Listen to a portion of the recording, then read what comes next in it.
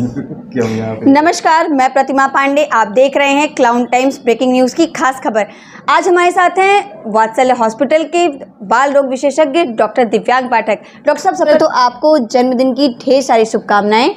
धन्यवाद। डॉक्टर साहब, हम आपसे जानना चाहेंगे कि जिस तरीके से ये बारिश का मौसम जो है, अचानक से बारिश आ रही है, फिर रुक जा रही है, धूप हो जा रही है, ऐसे में जो बच्चे हैं उनको किस तरीके की दिक्कत आती है और उसके फिर जो रोग होते हैं उसका इलाज क्या है?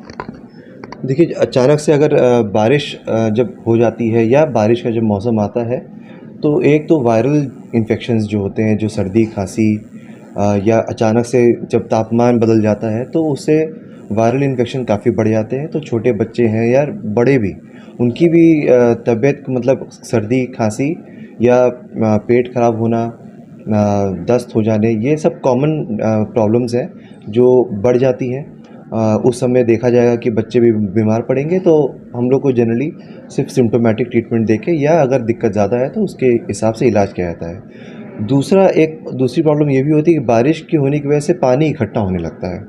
पानी इकट्ठा हो गया और अगर एक जगह रह गया तो वो भी एक सोर्स ऑफ इन्फेक्शन बनता है, जो डेंगू जैसे मच्छर और मच्छरों की वजह से जो डेंगू जैसी बीमारियां होती हैं, या मलेरिया हो गया या टाइफाइड हो गया, इस तरह की बीमारियां भी बढ़ जाती हैं।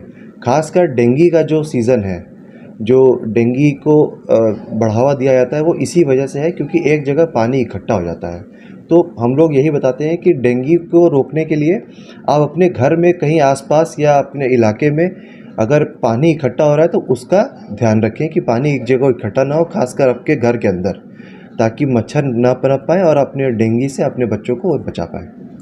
डॉक्टर साहब, हम आपसे एक और सवाल पे जो है बात करेंगे कि ये जो वैक्सीनेशन होता है, कुछ जो है लोग हैं वो सरकारी हॉस्पिटल में लगवाते हैं, कुछ प्राइवेट में, इन दोनों में फ़र्क क्या होता है? देखिए, बहुत ज़्यादा फ़र्क तो नहीं है। ये तो बहुत अच्छी चीज़ है कि सरकार की पहल है कि इतने सारे वैक्सीन्स या टीका फ्री में लग रहे हैं और उससे बहुत लाभ हो रहा है। लेकिन कुछ टीके ऐसे भी होते हैं जो सरकार जो लगाती है उसमें नहीं होते हैं। ऐसा नहीं है कि वो लेना बहुत ही ज़रूरी है या उसके बिना काम नहीं हो सकता। टीका लगाने का सिर्फ एक ही मकसद होता है कि अगर आपको वो बीमारी होती है तो वो आपको उतना परेशान ना करे, ज़्यादा सीरियस ना हो जाए। बस टीका का मतलब ये होते हैं।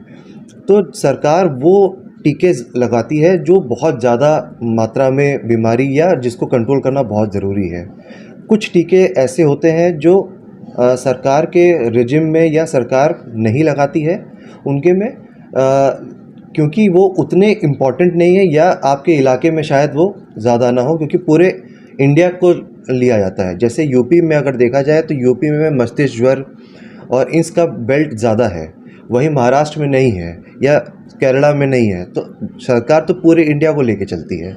लेकिन हम लोगों को ये समझना है कि हमारे बच्चे के लिए अगर आप लगवा सकते हैं सारी वैक्सीन्स, तो सारी वैक्सीन्स लगवाना ज़्यादा इम्पॉर्टेंट है, क्योंकि आप जितनी भी बीमारियों को अगर आप रोकने की क्षमता दे सकते हैं या बच्चे की इम्यूनिटी बढ़ा सकते हैं बीमारियों से लड़ने के लिए, तो वो आप बिल्कुल दीजिए।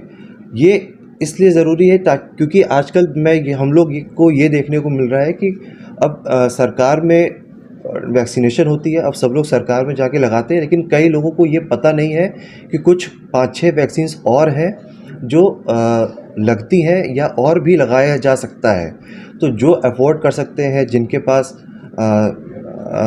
इतना है कि वो अपने आप से और वैक्सीन्स लगा सकें, उनको बाकी सारी वैक्सीन्स भी लगानी ज़रूरी है या लगानी चाहिए। जैसे उनमें कौन सी वैक्सीन्स है जो सरकार में नहीं लगती हैं, एक इन्फ्लुएंज़ा जो सर्दी खांसी की है, हेपेटाइटिस ए जो लीवर की डिजीज़ होती है, फिर मेनिंगोकोकल होता है जो मस्तिष्क ज्वर का होता है, कॉलरा होता है जो आपका डायरिया का होता है, फिर आपके मम्स अभी नहीं है लेकिन सरकार अभी मम्स लेके आ रही है। बीच में जो ये सूजन आ जा रही थी, लेकिन सरकार वापस लेके आ रही है उसको। और चिकन पॉक्स का भी नहीं लगता है। तो ये सारी कुछ बीमारियां हैं जिनके वैक्सीन अभी सरकार नहीं लगाती है। इतना जानकारी होना चाहिए कि इसकी वैक्सीन्स भी लगानी है आपको। वो सरकार सब कुछ कवर नहीं करती, लेकिन जो सरकार कर रही है वो भी बहुत काबिल तारीफ़ है कि इतने बड़े मास को फ्री में सब कुछ करना, ये भी बहुत बड़ी बात है। तो ये रहे डॉक्टर दिव्यांग पाठक, जिन्होंने हमें बच्चों से जुड़े टीकों के बारे में और बीमारियों के बारे में विस्तार से बताया। क्लाउड टाइम्स की खबरों को यूट्यूब चैनल पर आगे भी देखने के लिए चैनल को लाइक करें, सब्सक्राइब करें, बेल आइकन को प्रेस जरूर करें। क्लाउड टाइम्स की खबरों को फेसबुक पेज पर देखने के लिए पेज को लाइक जरूर करें।